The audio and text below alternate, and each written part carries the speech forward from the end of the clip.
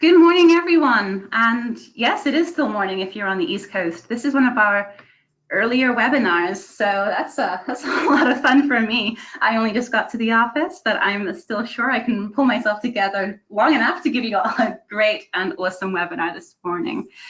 So this is episode number 2 in the Performance Management Masterclass webinar series presented by Human Resources Today and Recruiting Brief in partnership with Reflective.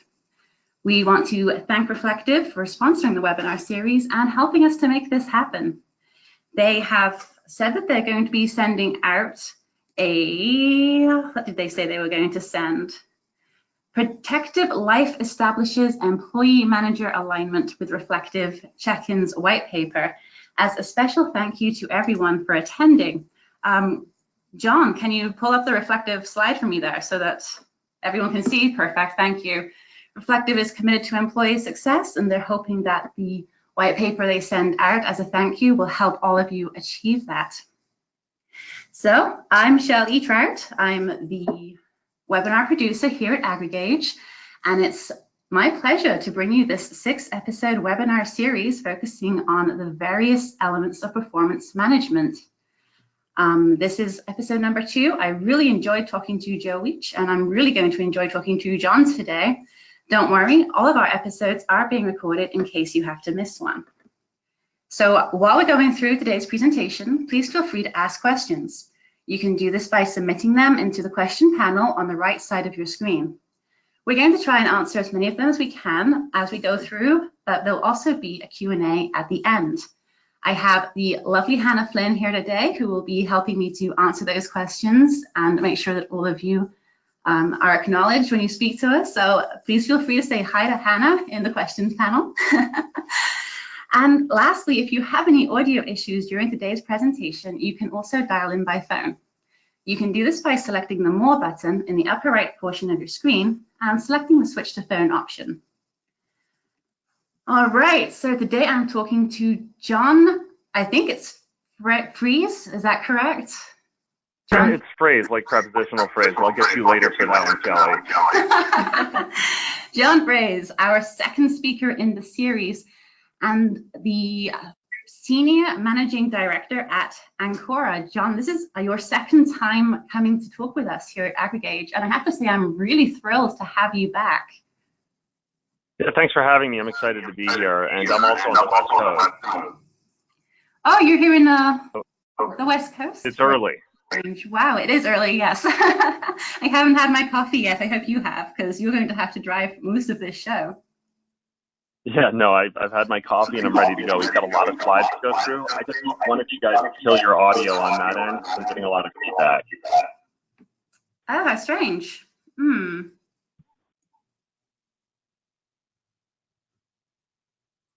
Okay. But I can figure it out, but I think we're good. No, I'm still getting feedback. Right, and some of our audience members say there's an echo when John is speaking. Well, you know what, John? I'm going to go mute my mic for a second and figure out what's going on. And while I'm all muted, hopefully you can take it away. And if the echo persists, we'll know it's not us. So right, perfect. Today. Okay, so I'm going to jump into this, actually. I'll tell you a little bit about me and jump into the slides because the echo is gone. So that means it's all Shelley's fault, which I hope is not a reoccurring theme, but you're in big trouble with me, Shelley. So thank you all for joining. My name is John Fraze. I co-head our Advanced Human Capital Group, which focuses on labor strategy at Ancora. And we really want to focus today on a lot of topics in a very short period of time. So it's going to be jam-packed. And I want to make sure that I do answer questions along the way. So Shelley, if you need to unmute and halt the presentation, I look forward to those questions as we go through this process. Fair enough? I hope. Okay. So yeah, Hannah will be taking questions. I'm sorry, we were trying to figure out the audio between us. Is it better now? Let's see. Is it better now? It is perfect now. Excellent. We fixed it. Woo. Sorry, John. All right. You guys did it. So either way, we're talking about what the CFO needs to know before making the purchase. And really what this is about is communication between the CFO and the CHRO, so you can drive labor strategies inside your organization effectively. And the CFO is an interesting component in a company. And I say negative engagement, performance management, and the CFO. How do those three concepts fit together? What's interesting is the CFO really responds very effectively to negative engagement, crisis, bad things happening in the company that will impact the bottom line. They are slower to react to performance management initiatives because it's hard for them to quantify the value. There's extreme value in these products, but it's hard for them to quantify it. So this rambling sermon this morning is really about the different metrics and engagement strategies that will help you communicate effectively throughout the organization to discuss the value of the projects that you really want to undertake. And I gave a speech. I give speeches just about every week in front of audiences, and negative engagement has become a very intriguing concept. And a large corporate client of ours reached out to me and said, I want you to give a speech just about negative engagement. I want our employees to understand just how powerful it is. So what I did is I had about 1,000 people in a large auditorium, and I said, does anybody in the room know why I'm here? This is how I started the discussion. And nobody responded. Of course, in a large group like that, nobody wants to talk. And I said, I want to let you know that I'm the smartest person here. Your bosses have decided you need to get smarter, and so they hired me to help. And I showed them this slide that says, I'm the smartest person here, and I obviously spelled a few words wrong. And I basically negatively engaged the audience. And somebody yelled out, if you're so smart, how come you misspelled person? And somebody else said, and that's not the right use of here. And I looked at them and I said, I can't hear you. What did you say? And they yelled it back at me. And before I looked back to look at the screens, I hit the down button and I actually corrected the spelling. And I looked back and I said, I don't know what you're talking about. What's spelled wrong? And then people got very angry in the room, and people started to yell other things at me. And I said, hey, hold on, guys. First of all, I was just kidding around. Only my mother thinks I'm brilliant, and I'm not sure she believes that anymore either. But how passionate did you all just feel based on the negative engagement I just had with you? And somebody yelled out that this is probably the most engaged our company's been all year. And it brings up a larger point. I don't mean this politically, but people say things like love trumps hate. And I'm not sure that's true. I think there's many more lovers in this world than haters, but hate is a much more powerful and dangerous thing than love. And how does this all tie back to performance management? Well, I said to the audience, although you don't say this to your people, I'm smarter than you, or I'm the smartest person here, you often make them feel that way by treating them differently, by not talking to them respectfully and engaging them, because it turns out you've got a lot of smart people and you're probably not leveraging all the intelligence you have in your business. And that gets to performance management. Is employees generally have a hard time feeling valued.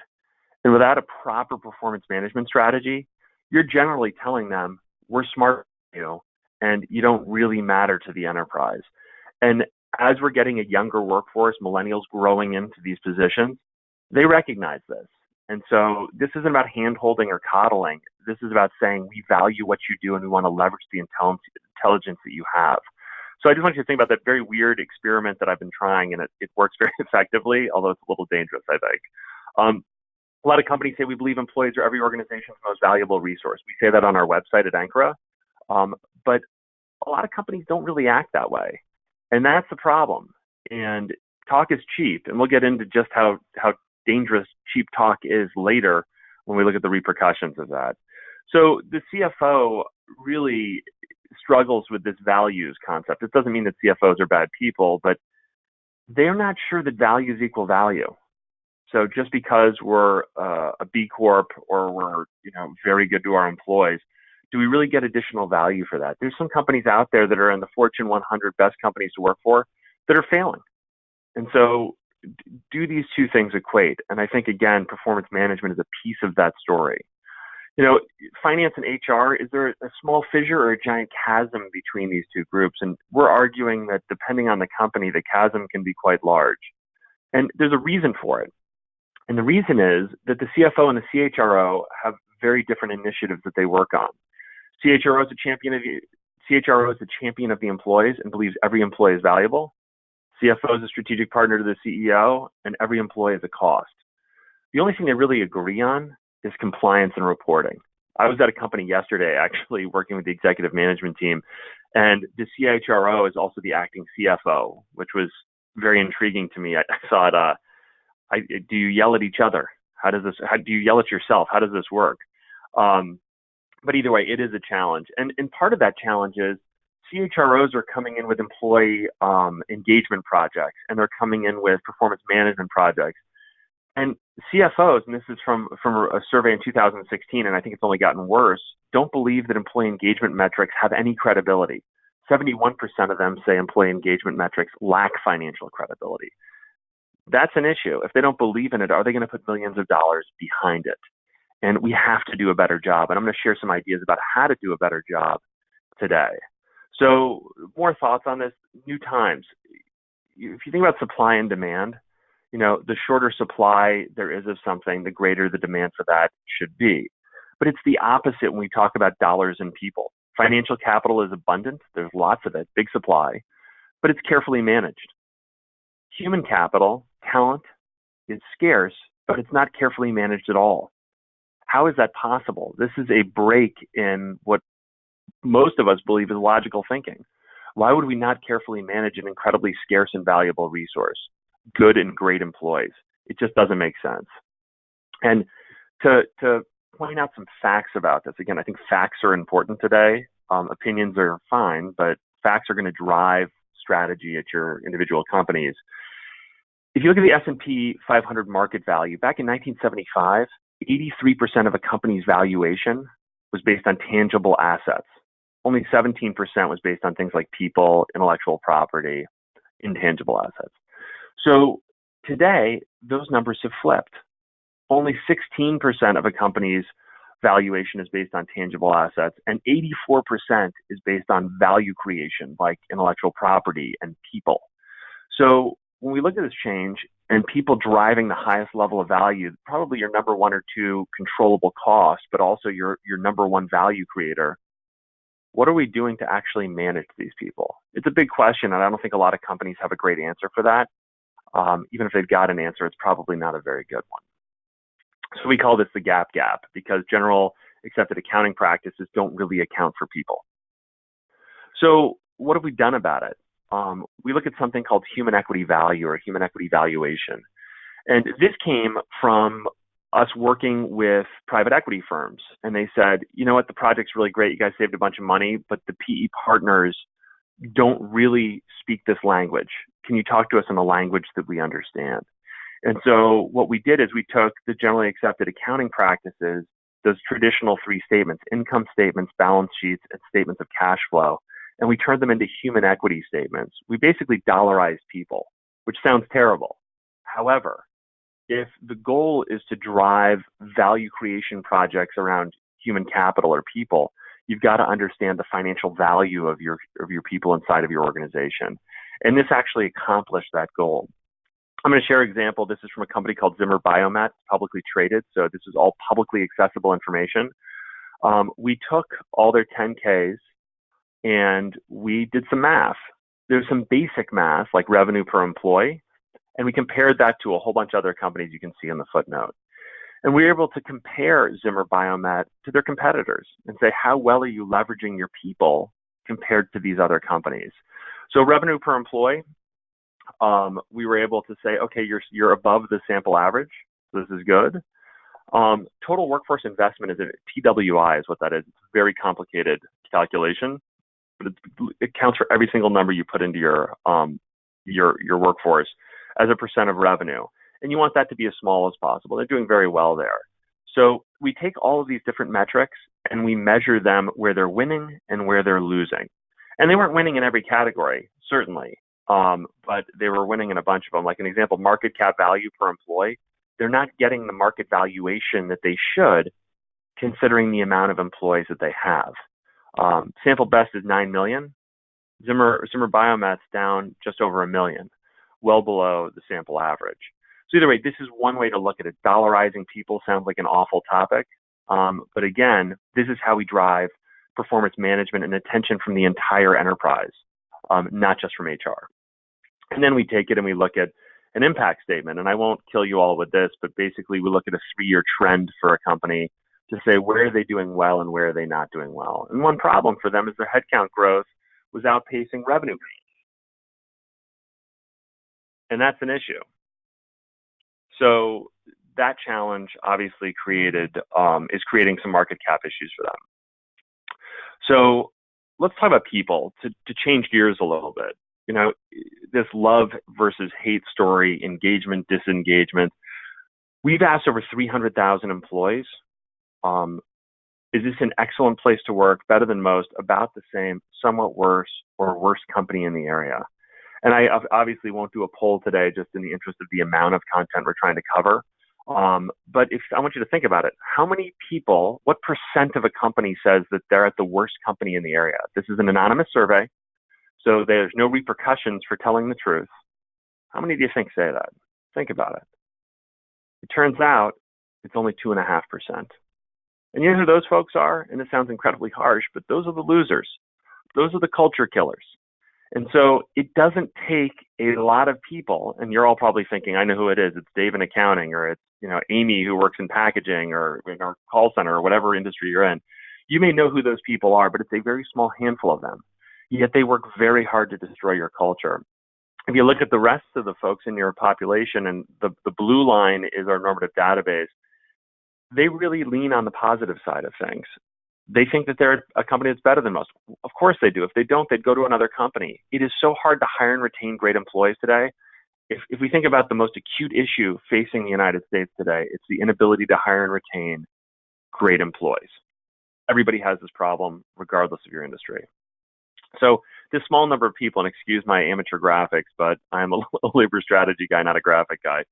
A small number of employees now is able to talk to a massive amount of employees. And they do this through social media. And so if you have a culture with challenges, they're going to talk about it. And they're not just going to tell their friends over a beer or a coffee. They're going to tell the world about it. So Indeed.com and Glassdoor.com are very much a one-way ticket to hell for most of our clients and prospects out there, because it's a one-way street. The employees are able to say whatever they want, and any rational response is very difficult to do, because you can get hammered by more employees. So I found this one for this webinar, and I thought it'd be particularly interesting for the group.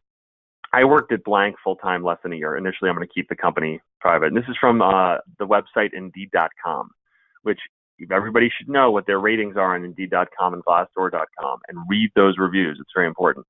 They like the benefits, catered lunches, and the nice building.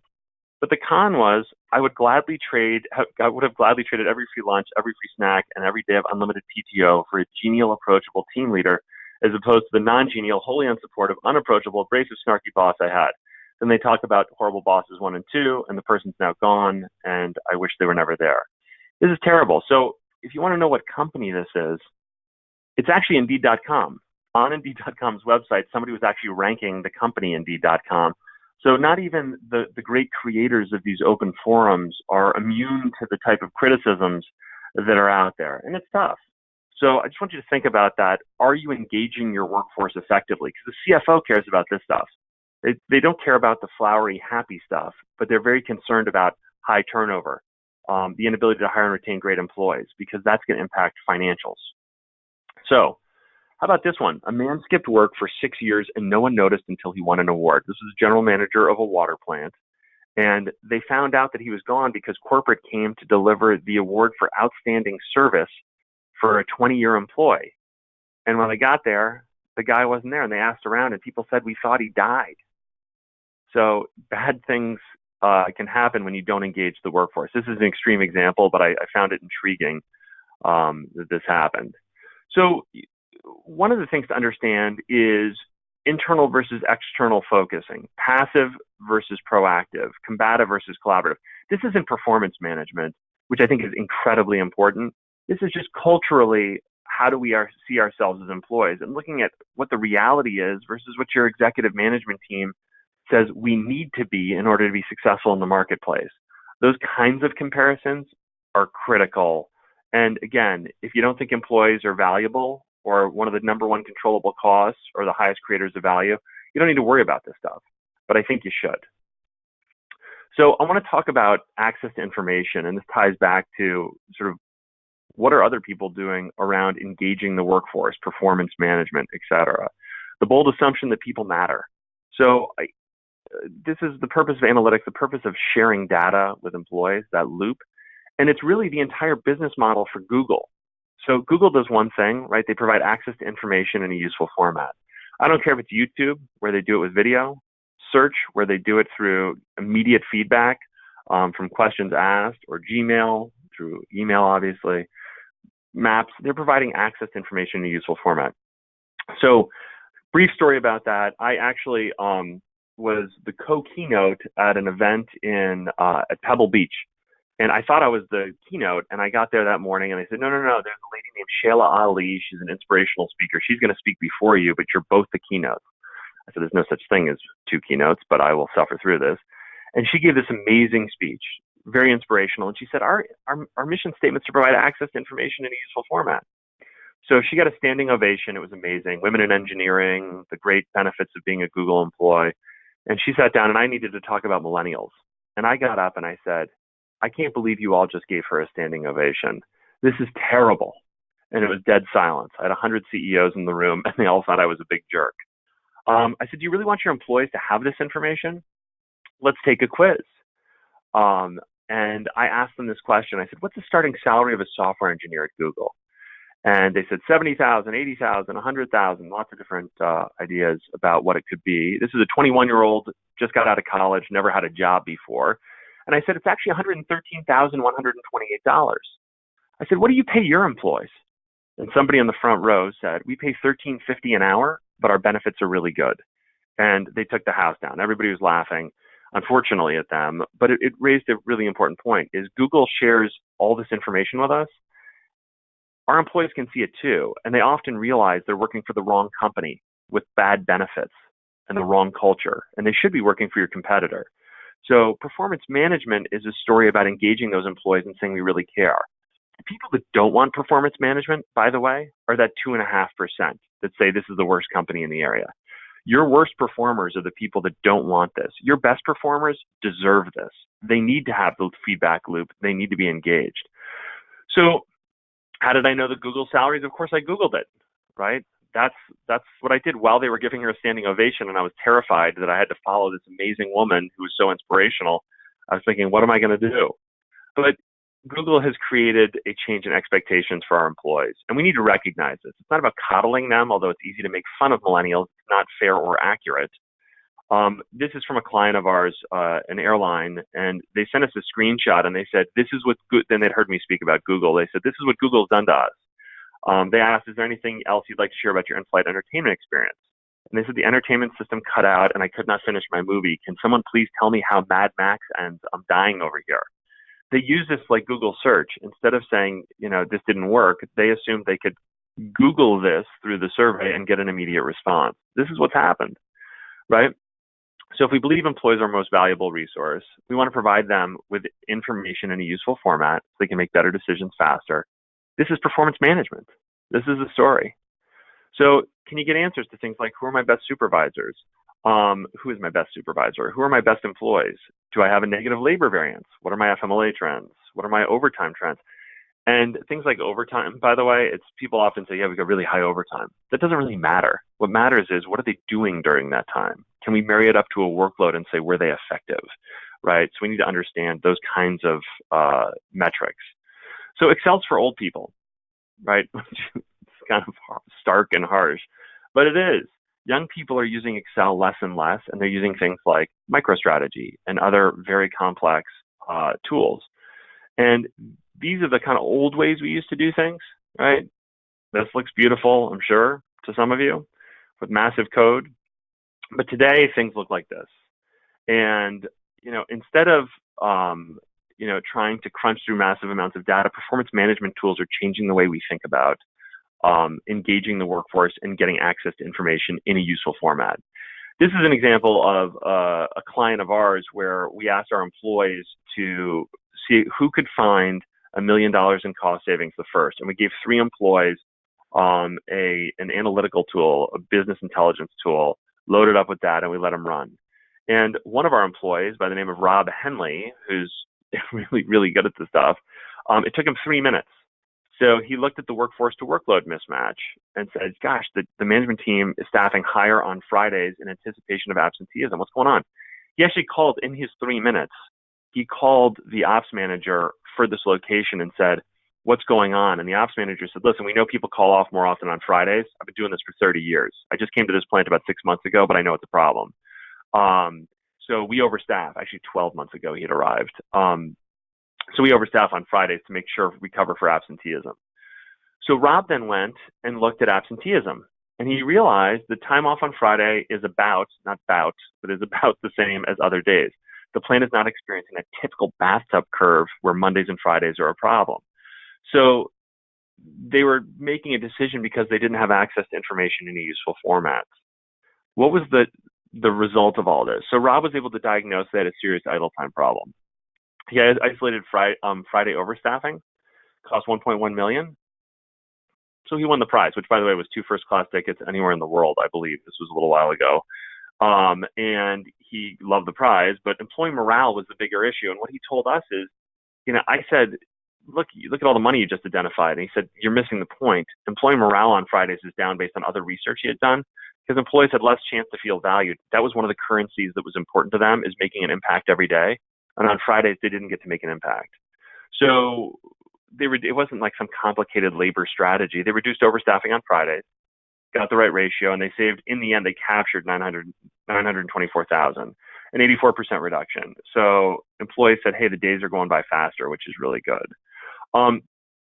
So when we talk about these people and engaging these people, we want curious and engaged employees. We want them to ask the right questions, discipline, but curiosity, sort of MIT kind of thinking, but also heavy CIA, curious investigation, passionate investigation.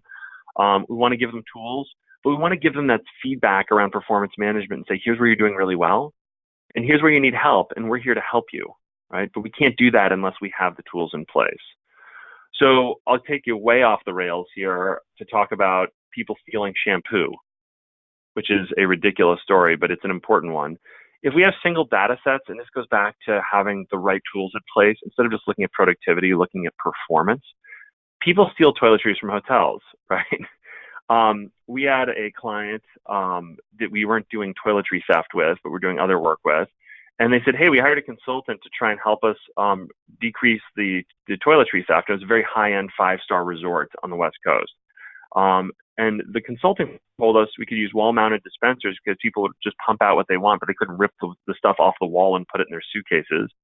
Or you can use smaller bottles, so if they steal, the loss would be smaller. So they decided not to do any of this stuff.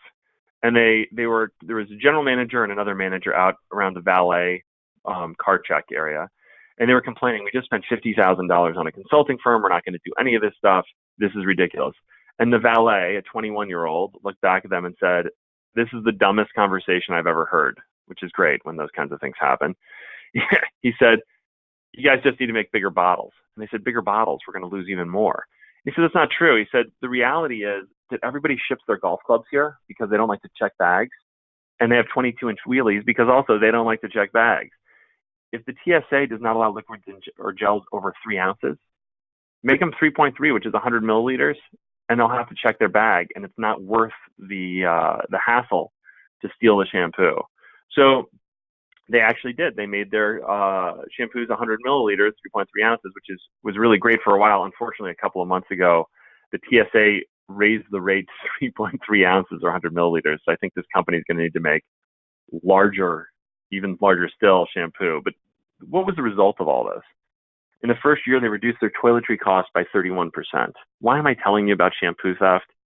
It's because access to information, not just from one data source, but from multiple data sources, allows you to make better decisions faster. And I think that's a really important point for everybody on the call. So, but because companies don't understand how to invest in human capital, they make bad decisions and drive poor results. Flushing money down the toilet, a lot. So in God we trust, everyone else bring data. This is what the CFO believes. It's nice to have opinions, but facts win every day.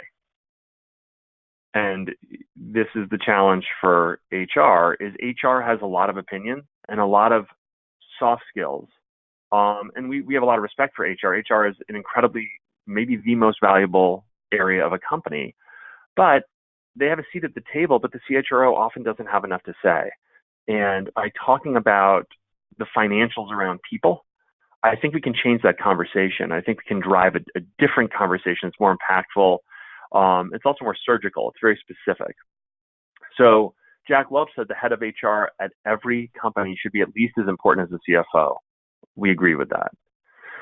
I'm going to walk you through fairly quickly a story about a very highly paid employee, an employee base. This is from a company that pays very good benefits. They have great healthcare benefits. They've got great retirement, 401k. Their burden or benefit level is around 43% on each dollar they pay. On overtime, it's less than that because a lot of these fixed costs go away, right? You don't pay more healthcare benefits because you're working overtime. But they also give a lot of time off to their employees. They schedule them for 2,080 hours, but they give them so much time off. There's actually about 350, 380 hours of time off each year, almost all of it paid. As you look at those two things, the burden, right, the fringe cash benefits, and the other 22% time off, it's like 1 day out of 5 every week they get off, they're paid very, very well. Combine that with an average wage of about $30, you put all these numbers together, things start to get very expensive. For them, they pay $54 an hour, $54.67. On overtime, they pay $56 an hour, $56.01, because a lot of those benefits are only based on the first 40 hours. If you have questions about this one, by the way, feel free to email me afterwards. I'm not going to be able to go through all the details today, but I'd like to share them with anybody who is interested as we go through those. Double time is more expensive, but still not twice $54.67. These numbers are interesting for a couple of reasons. One is the adverse cost of straight time, that $54.67. If you believe an employee is worth that amount of money and they show up and work at a reasonable level of performance, the adverse cost is zero. You paid them what you think they're worth. They gave you the value that you hope to get. It's a perfect trade. If you pay them the $54.67 and they don't do anything for that hour, or they're not effective, you pay $54.67, you don't get the results back. You end up paying that fully loaded cost and don't get anything back. Adverse cost is $54.67. So again, performance management, why does it matter? Because if we're not managing performance, we're losing this money. Right? We're not extracting the value from it. On overtime, it's really the difference between those two. So let's say we have high-performing employees, we're going to want them to work more hours. Maybe we'll pay them for those hours. They'll see time and a half in their paycheck, but the cost of the company will only be very marginal, $1.34. So why does this matter? Idle time is 40 times more expensive than overtime. Idle time is 40 times more expensive than overtime. Why does that matter? You need to know what your people are doing in their first 40 hours. Are they being effective? Are they performing? I recommend you do this analysis for yourself, but it's an important bit of multiplication and addition and subtraction that everybody on this call should do. So you can then apply that to staffing strategies and say, okay, based on this, what are the staffing parabolas we can do that will actually show us financially where the low cost is? It doesn't mean you go to the low cost, but it means you understand where that is, and then you find a reasonable compromise that will have your employees working some overtime, probably based on some kind of seasonal or variable demand curve, but not crazy amounts of overtime. In this example, instead of going to 81, we look at 105, and we never work more than 49.4 hours a week. So just to think about the financials that will drive a more powerful conversation around investment. So tale of two companies. We talked about that high-paying company, and what's interesting is we were working at the same time with a company within 100 miles of that one. They made not similar products, but they were in the same vertical of industry. The other company only paid $17.22. And we surveyed the workforces at both places. We said, compared to other companies are paying benefits good. 93% at the high-paying company said yes. 77.8 at company B. Management really cares about the employees. 15.9% said yes, they care about us at A. 98% at B. But we pay them so well. How could our number be so low? It's an interesting conversation to have. And company B, they felt like a family. Company A, they felt like, people don't appreciate us because we are paid so well. They expect us to do unrealistic things. I feel like I'm part of the company. Almost 91% at company B, 53% at company A. The management team focuses more on office workers than shift workers. 78% said that, and you want this number to be low, and it's high for company A, and 21% for B. But we pay so well. How could we have such a bad number? The management team communicates with the employees. 35% said yes at company A. Company B, 69%. So you see that these numbers don't reflect pay. There are more than one currency. There's multiple currencies you can pay an employee. Let's talk about some of those. And the ones that directly tie back to the content of this webinar. Performance management. So cash, that's not performance management. Fringe benefits, that's not performance management. Time off, that's not performance management. Those are all expensive benefits that we pay employees. How about the chance to make a positive impact? How do you do that if you don't know about your performance? Training. How do we train effectively if we don't understand where performance is needed and lacking? Visibility. Circling back to the employees. Performance management. Structured mentoring. Performance management. Flexibility. That depends, probably more on the cost side. Public recognition for performance. Do I need to say it again? Performance management. These are currencies that don't cost you a lot of money, if any money at all, but they drive engagement and they drive productivity and performance for your employees. Leadership-enabled success, it's performance management. Merit-based promotion, how do we know what merit is? We have to understand performance. So there are a lot of different ways to pay employees, not just with cash, fringe benefits, and time off. Employees are accepting these currencies more and more, and it's not just about the money. We need to make this case to the CFO's office so they understand what the workforce looks like today and what they're looking for. So absenteeism. This is one where we can drive a lot of effective conversations with the Office of Finance. This is an easy calculation to do. Not super easy, but it's easy enough. If we take those true labor cost calculations we looked at before, we can look at what the cost of absenteeism is. So let's say a company, not planned absence like vacations and holidays, but unplanned absence. And you have 400 employees, 3% unplanned absence like call-offs or no-shows. And we look at the overtime cost to fill in for people that don't show up. Well, the adverse cost of overtime was just $1.34.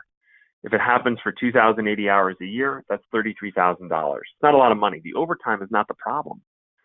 For those 400 employees, 3% unplanned absence, the person that doesn't show up, we're still paying a lot in benefit costs. And for the folks on the phone, these benefits are pretty high. You might be at $10, okay? But if you're at $10, we're still looking at over $200,000 worth of cost here. So it's really the cost of the person that doesn't show up that drives the cost. It's not the overtime fill-in. And if we can make this argument intelligently, we can say, how do we get people to show up for work? Do we have the right labor strategies in place? Are we engaging the workforce with performance management strategies? These are things that you need to think about. It's critical. So total cost for this company, $482,726. A lot of money.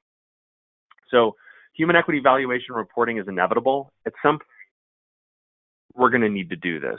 And at some point, we're going to need to do this effectively. So the question is, will you do it now? Or will you do it when the building's on fire? And I think, obviously, and I hope we all believe, that doing it now is really important. So, this is from Deming, and I like this one. You don't have to change. Survival is optional. I want you to think about that concept as you look at all the things that we've talked about so far today. Do we understand how we drive value and decision in our company? Do we speak the language that is the most impactful? And I want to give you some homework. And of course, I have no authority to assign you homework, but number one is, let's take inventory of leverage currencies. So I want you to, I think Shelley can make sure everybody gets this deck, but I want you to think about what are the currencies, and be honest and critical and harsh about this. what are the currencies that we currently leverage? Maybe we pay well and we've got good benefits and good and okay time off, but are we engaging the workforce effectively? Are we doing performance management the way we're supposed to? Do employees have the ability to make an impact every day? And I think that's a tough set of questions to answer for any company, and you shouldn't be able to check all the boxes. We hope you would, but it's unlikely you will. Number two, do the true labor cost calculation. Gather the numbers, understand the realities of what the true cost of overtime and idle time is. And when you understand the cost of idle time, I think that drives a deeper discussion around how you engage and leverage your workforce. That's where the money is. Overtime is not your problem. Overtime that's generated based on an ineffective first 40 hours, that could be a big problem. But we want to think about this rationally. And then three, we want you to start with simple. The true labor cost calculation is tough, but if you can get through that, costing out absenteeism as an example inside of your organization, I think will drive a deeper conversation with the CFO. It usually makes them really angry, by the way, but in a good way because it causes them to act. So I want you to think about those, and I'd really love to answer any questions anybody has. And Shelley, please jump in and let me know if we have any. Well, while we're waiting for those to come in, I just want to say I'm always ridiculously impressed by your ability to quantify the seemingly intangible aspects of the workplace and things like that. I mean, this is a fantastic presentation. And yes, as you said, we will be making sure that everybody gets a copy of the slides and also a recording of this webinar. So yeah, if you have any questions, feel free to drop them in the questions box right now. John, I'm going to start off just by sort of going back to that whole quantifying the intangible. One of the things that I'm going to sort of cross-pollinate professions here. I know this is a HR webinar, but something that they say in product management is that if you measure it, it improves. And that's basically what we're talking about, is creating metrics out of human behavior. And if there was one place to start, absolutely for everybody, what would you say that one place would be in learning how to do this? Understand the value of people. If you can measure the cost and the value of your people, you will be, and I hate to use the term forced, but you will be forced to change. And it's the revelation about what you're really spending for someone. Some people say, we spend $20 an hour on our people. They may really be spending $40 an hour with all the amazing benefits that companies provide today. Understand the value, and then first understand the cost, then understand the value. What are the impacts that your people make on the company? And you can look at this through human equity valuation. You can actually do the math to say, where are we driving positive financial results that are correlated to our people? And we're doing this for hundreds of companies right now. This isn't a pitch. This is changing the way they run their businesses, how they hire, how they train, where they train, where their people are driving the most financial success out of the business. It's a revelation for the CFO, and it changes how they spend their money. So I think it's an interesting story. But remember, this is all coming from really the leader in this space. And I told people for a long time that Google is the enemy. Google is the coach. If you can provide access to information in a useful format, your employees will make better decisions faster. Well, if you adhere to the teachings of the dark side of the Force, then our greatest allies are often our enemies. I heard a lightsaber go by there just for a second. Bouncing off that, we do have someone with a question about employee benefits. So internally that you're spending way more on your employees because you're providing them with benefits. But is there a way to gauge if your employees are feeling that you're spending that much more on them? Or is there a way to gauge if they, appreciate that, or if they would prefer to have something else instead, if they prefer a higher wage instead? How would you interpret, how would you gauge that? So there's two things. One is we have a very short survey that we do that gauges whether employees understand the benefits the company is providing for them. And more companies are very concerned about this because as the rising cost of healthcare continues to be put upon these companies, they're wondering, do the employees understand what's going on? And I like the fact that you added in, should we give them a higher wage and maybe less benefits, same cost to the company, but they may see it differently. Unfortunately, I think this is a growing trend, and employees are leaving one company for another for 25 cents an hour in wages, not in benefits. They may have less benefits, but they just see I'm making 19 and these people offer 19.35 or 19.25 an hour. I'm going to the 19.25 an hour place instead of the 19 that I'm at right now. And then they realize, wait a minute, the medical benefits are worse. I don't have the same coverages I wanted. The 401k plan's not as good. In the end, effectively, I was making 23 an hour at my old company, and now I'm only making, 20. So employees don't understand, I don't want to say universally, but there is a massive gap between what employees understand is true and what is actually true. And they're making decisions about their careers based on this information, and they don't have the whole story. So one is we need companies to make sure they're educating employees on the fully loaded cost of those employees, talking about the benefits so they understand their fully loaded compensation, and then circling back to say, do you understand this? Do you understand the value? Because if you don't, you're really throwing money away. Maybe it's better to, take up less of the healthcare costs and throw it into the wage. And they'll appreciate the great wage they're getting, even though you're taking more out of their paycheck each month to balance it out. It's a sad state of affairs, but that's a very good question.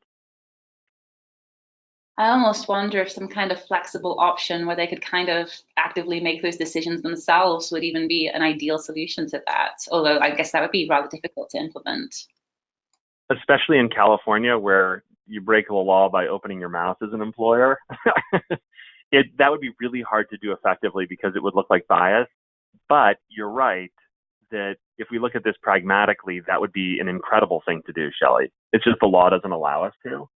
But it would be a great strategy. Because then employees could say, I make 25 an hour even though I have no benefits and I go to the marketplace for them or something. But we can't do that, unfortunately. Okay. Well, thinking like a revolutionary over here. A question from one of our listeners that 98% of their workforce is exempt from overtime.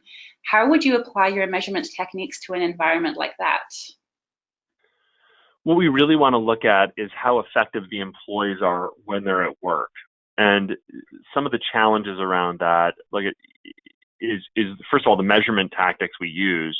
But when you look at the cost of exempt employees, often an exempt employee is not as productive as a non-exempt, an hourly. And the reason is there's no impetus to be driven to do, a certain amount of stuff every hour. And so measuring exempt employees is really even more important than measuring hourly employees.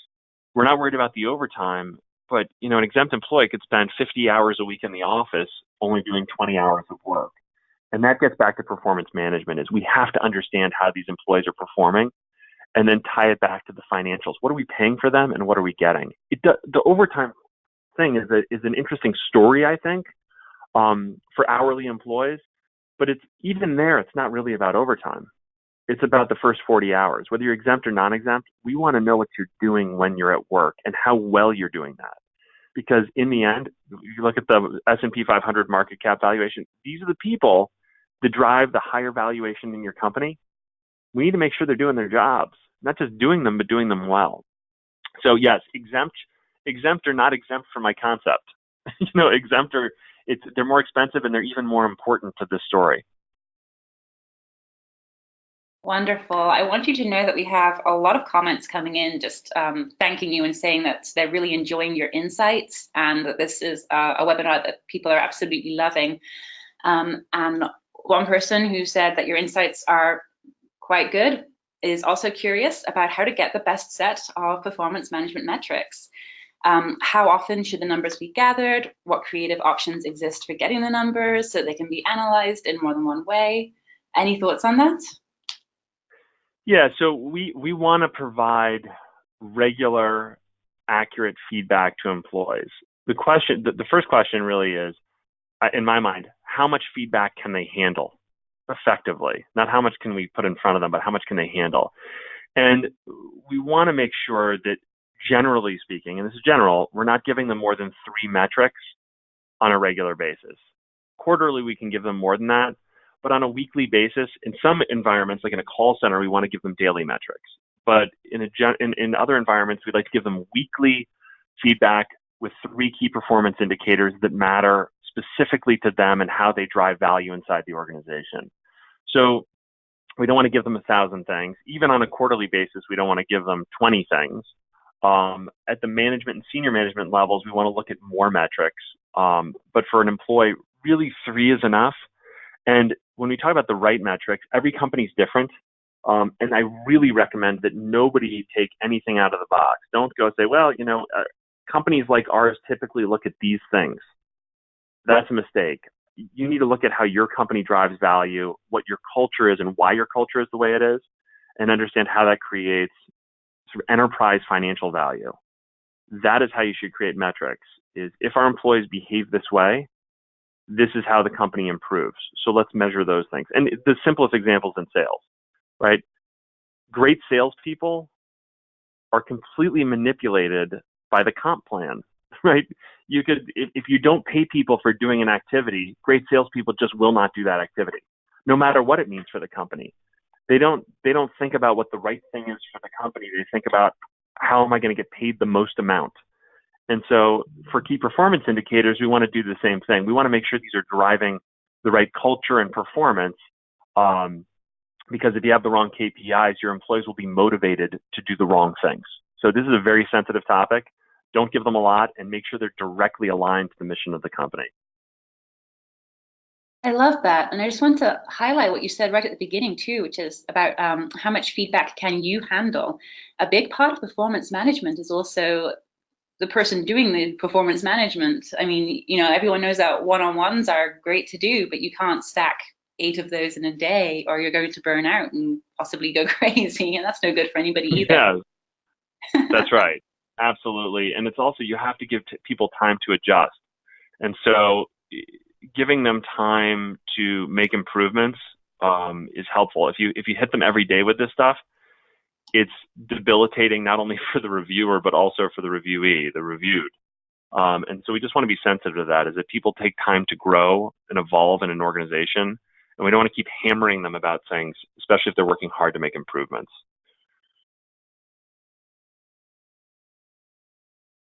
Fantastic. I'm just, I know that we want to wrap up definitely at 9 o'clock. So I think we have time just to squeeze one more question into all of this. Let's see. So, well, someone wants to And there's no hate mail in there, Shelley, yet? If there's some hate mail, you should read it out loud. Like, this guy talks too fast. He's from New York, and I don't like anything he said. That's what I want to hear.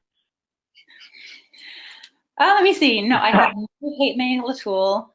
Someone does want you to know that metrics are a two-way street, though. So what can they expect their employees to contribute to performance management metrics?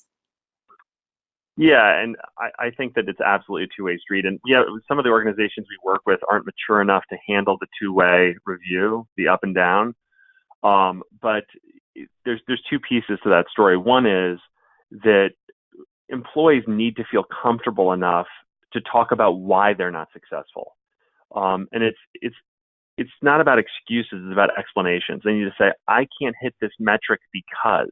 And management teams need to listen very, very carefully to this, because these are the keys to unlock further value inside of the employees. We have barriers in place in our organization that aren't allowing our employees to be effective.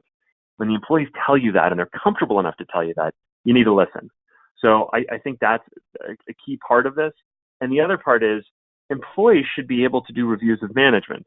Again, based on the maturity of the organization, you need to be careful with this. But we'd like to see employees talk about what they love about what their management team is doing, and areas where they don't feel comfortable or they don't feel like they're enabled for success. So we want both of those things to happen, although it scares people. Change is always scary, and measuring things so that you can figure out what needs to change is, I don't know, it's practically masochism. Especially, Shelley, when you're the smartest person here, right? How could anybody tell you anything to improve? The smartest person here. Yes. Right, exactly, with heavy air quotes around the whole thing. Right. I think you're definitely very smart. I think you've definitely proved that to us today. And yeah, Uh, I'm completely in awe. I love it. I don't think everybody believes that, but I appreciate the compliments. I've got a lot of work to do. Well, we are sort of rounding up on the hour, so I think we'll wrap it up here. I just want to say that if we didn't get to your question, then I'm very sorry about that. We did have quite a few flooding in, but you can feel free to reach out to John at LinkedIn, on his Twitter, and you can also email me directly at shelley.trout@aggregate.com, and I'll forward anything that you want me to forward to John, except the hate mail, actually. I will probably won't I'll forward. take the hate mail too. I'll take the hate mail too. It keeps me honest.